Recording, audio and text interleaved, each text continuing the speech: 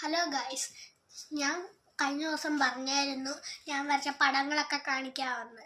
എൻ്റെ ഒരു ചേച്ചിയുണ്ട്, ആ ചേച്ചിയെ കാണിക്കട്ടെ. ഹലോ ഗൈസ്, ഈ ചേച്ചി നിനക്ക് പലർക്കും അറിയായിരിക്കും. ഹലോ ഗൈസ്, ഈ ചേച്ചി നിനക്ക് അറിയായിരിക്കും. നേരത്തെ ഈ ചേച്ചി യൂട്യൂബ് ചാനലൊക്കെ ഉള്ളതാണ്. ഈ പടം കാണാം.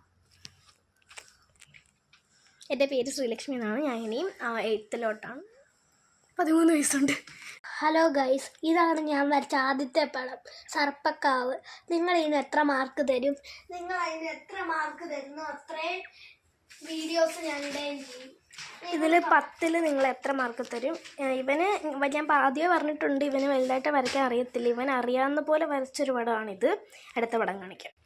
ഗൈസ്, ഇതാണ് അടുത്ത പടം. ഇതൊരു തൃശ്ശൂർ പൂരമാണ്. നിങ്ങൾക്ക് ക്ലിയർ ആവുന്നില്ലെന്ന് തോന്നുന്നു കേട്ടോ. അതുകൊണ്ട് ഒരു അമ്പലം, ശിവലിംഗമാണ്. അതുകൊണ്ട് തൃശ്ശൂർ പൂരത്തിനുള്ള ആനകൾ.